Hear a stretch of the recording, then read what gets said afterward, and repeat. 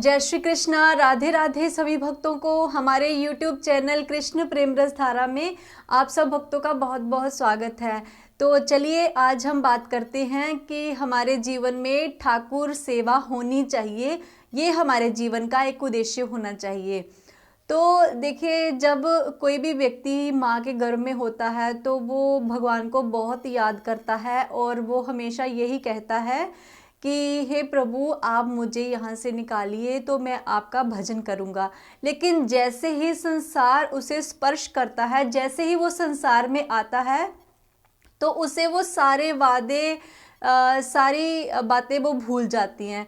तो ये संसार है ही ऐसा। अगर संसार में हमें कोई मिल जाता है ना, तो हम उसकी बातों में उलझ जाते हैं और उसी के हो जाते हैं।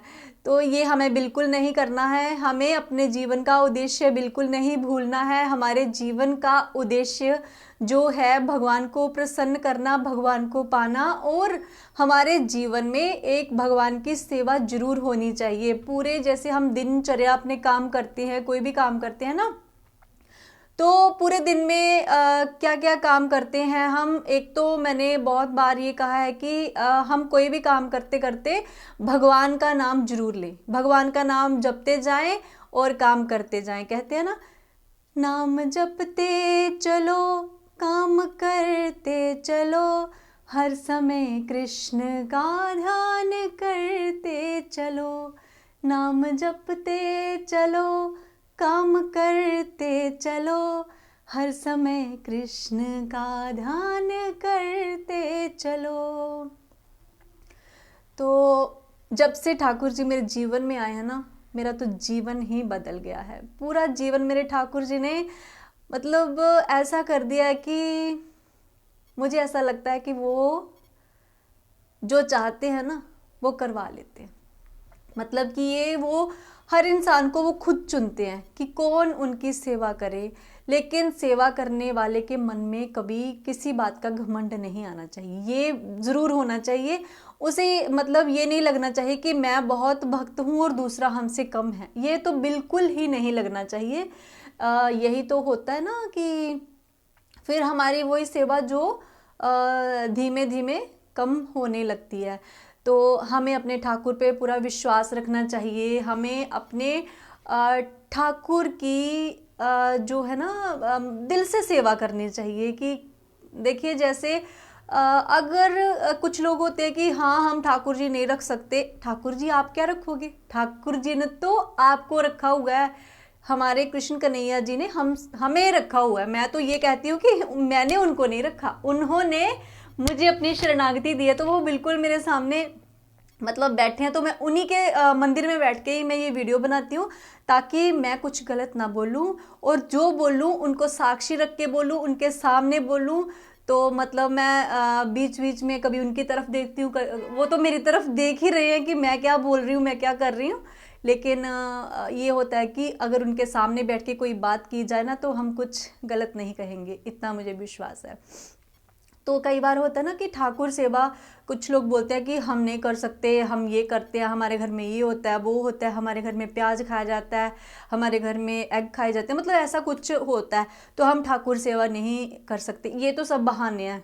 अगर कोई करना चाहे ना तो वो कर सकता है, मैं तो ये कहती हूँ।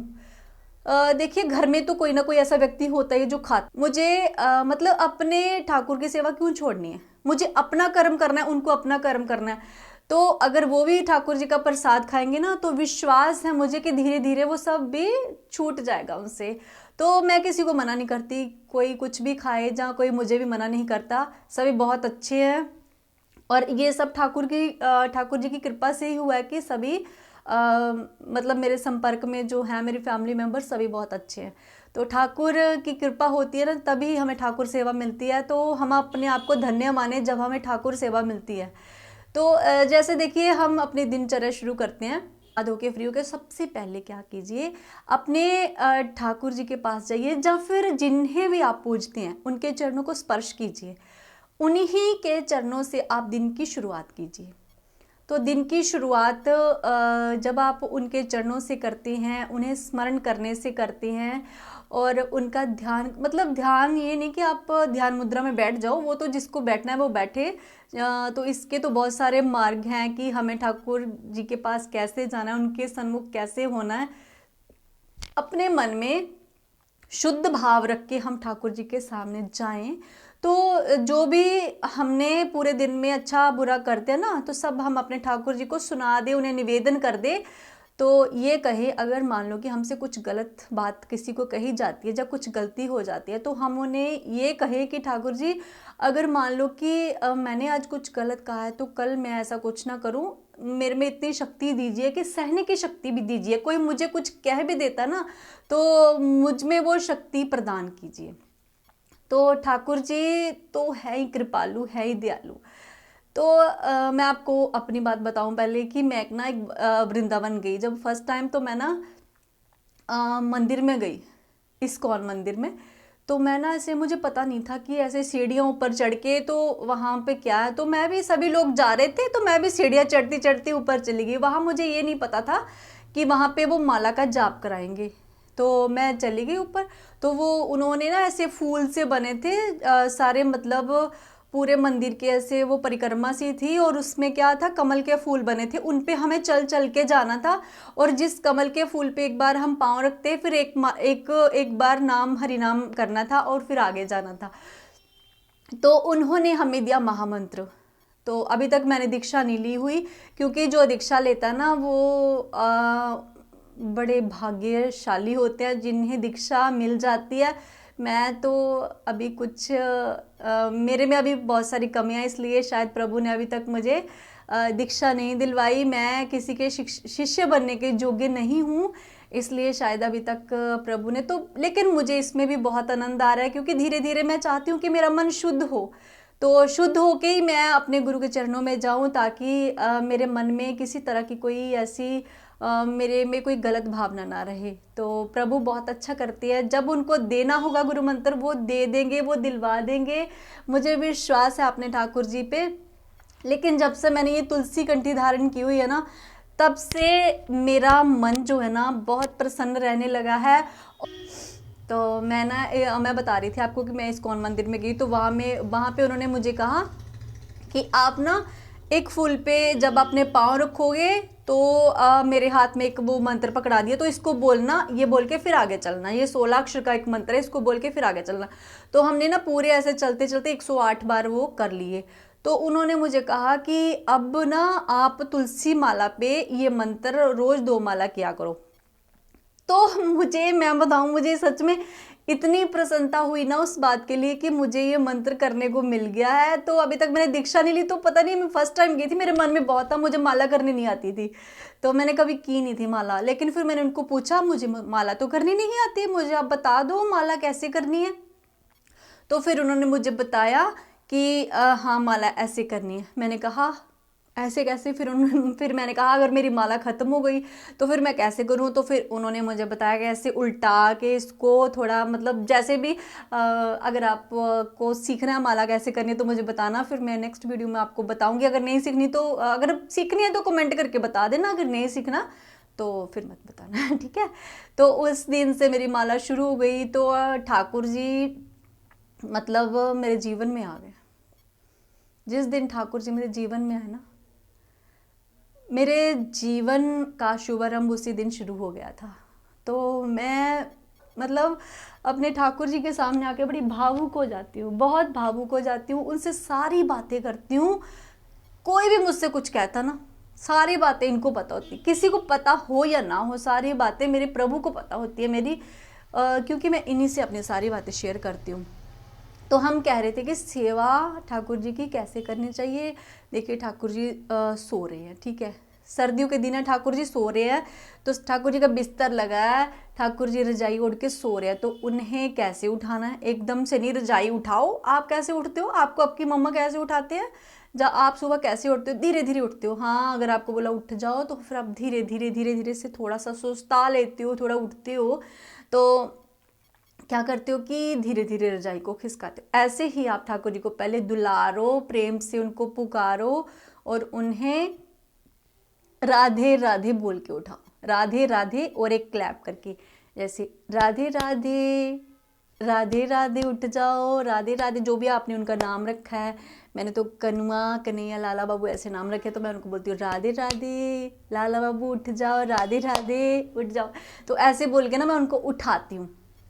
तो जैसे मैंने उनको उठाया तो फिर उनको 2 मिनट मतलब ऐसे अपने सीने से लगा लिया। तो फिर मैंने उनको उठाया, फिर मैंने उनके लिए जल मतलब थोड़ा सा गर्म कर लेती हूँ, क्योंकि पानी ठंडा होता है। मैं खुद गर्म पानी से नहाती हूँ, तो मैं उनको ठंडे पानी से क्यों नहलाऊँ। तो फिर मैं गर्म पानी कर लेती हूँ थोड़ा सा, मतलब जितना वो सहन कर सकते हैं उतना मैं गर्म कर लेती हूँ पानी। तो उसमें थोड़ा सा मैं गंगा जल मिला लेती हूँ। गंगा जल मिला के तो फिर मैंने आपको बोला था ना, मैं उस पर एक चंदन से जंतर बना के ना उसमें बर्तन में, तो उसमें उनको विराजमान करती हूँ।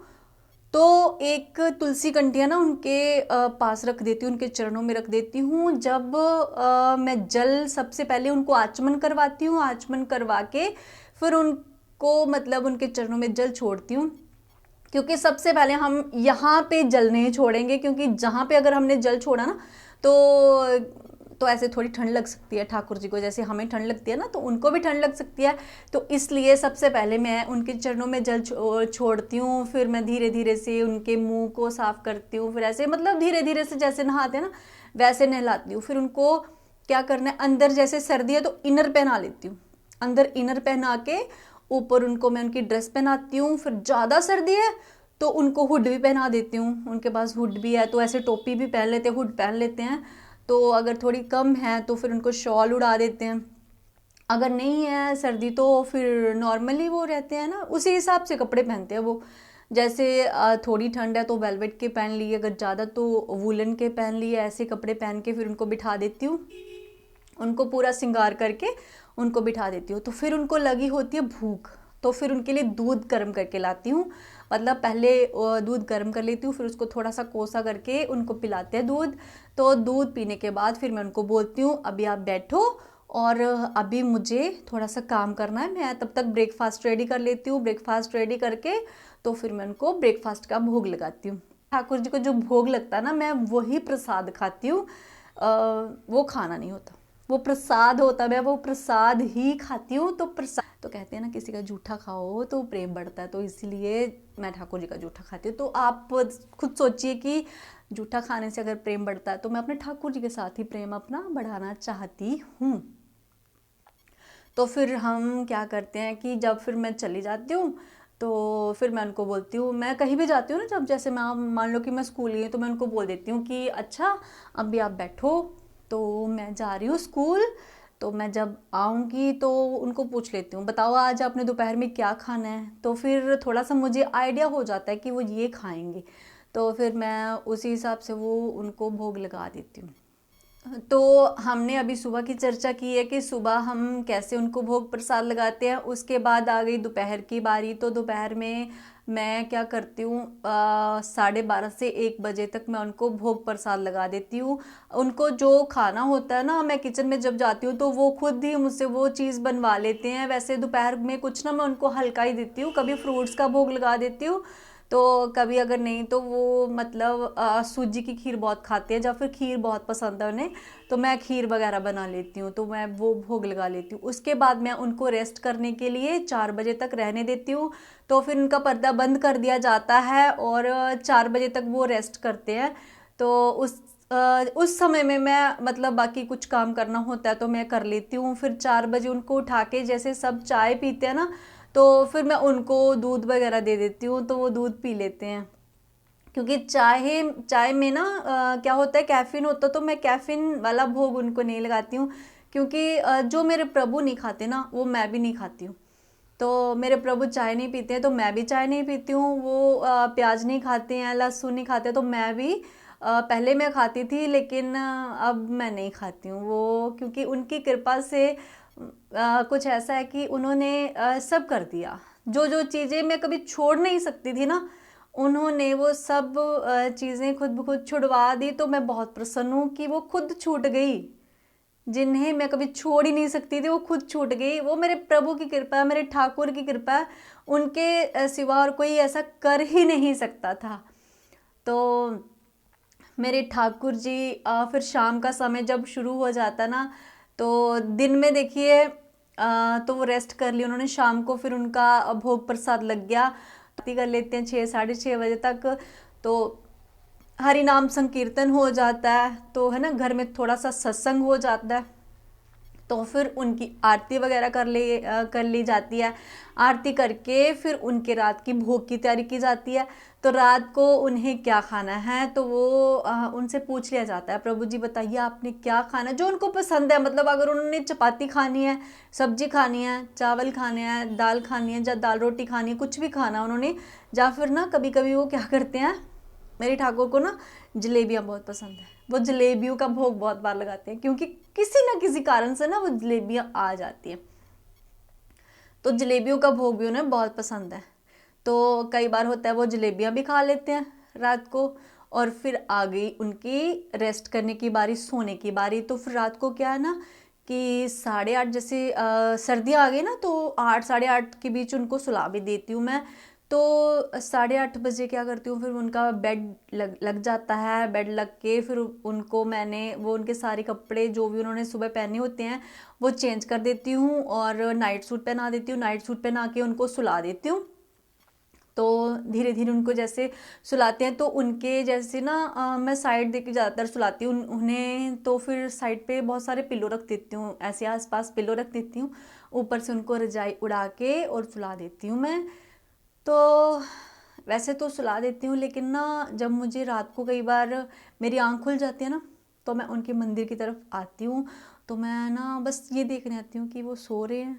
हाँ, अरे 1-2 बार तो मैंने ऐसे ही देखा कि उनकी ना जो रजाई है ना वो थोड़ी सी नीचे थी, तो फिर मैं उनको ढक के आती हूँ कि ठंड ना लगे उन्हें उन्हें कहीं ठंड ना लग जाए, तो इसलिए उनको सुला देती हूँ। तो ऐसे ही मेरी दिनचर्या शुरू होती है, मेरे ठाकुर जी के साथ मेरी दिनचर्या शुरू होती है, और मुझे बहुत, सच में बताऊँ, मुझे मतलब बहुत आनंद आता है। मैं तो उनकी बहुत धन्यवादी हूँ, बहुत शुक्रगुजार हूँ कि उन्होंने इस नाचीज़ को अपनी ठाकुर सेवा दी है। मैं तो किसी तरह से उनके योग्य नहीं हूँ, किसी तरह से उनके योग्य नहीं थी, लेकिन मेरे प्रभु इतने कृपालु हैं, इतने दयालु हैं कि अपनी सेवा मुझे देके मुझे कृतार्थ कर दिया उन्होंने। तो आपको भी मेरे ठाकुर ज़रूर स्वीकार कर लेंगे, आपको भी सेवा देंगे।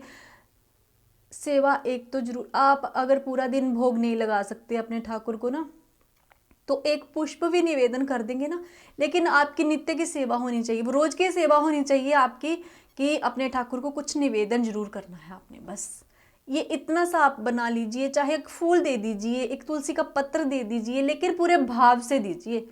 कहते हैं ना, जैसी जैसी भावना वैसा ही फल देत। तो अपनी भावना अच्छी होनी चाहिए, तो ठाकुर जी सब कुछ स्वीकार करते हैं। ठाकुर जी को हमारे सोने चांदी हीरे जवाहरात की जरूरत नहीं है, ठाकुर जी का सब कुछ ठाकुर जी का ही तो है, जो उन्होंने हमें दिया हुआ है। हम अगर अपने ठाकुर जी को देना चाहते हैं तो अपना प्रेम दें, बस प्रेम, ठाकुर जी को प्रेम चाहिए होता है, और सच्चा भाव चाहिए होता है उनके प्रति, ऐसे मतलब दिखावा नहीं चाहिए होता। तो मेरे प्रभु तो हैं बहुत दयालु, बहुत कृपालु। तो इसी के साथ मैं इजाज़त लेती हूँ। जय श्री कृष्णा, राधे राधे।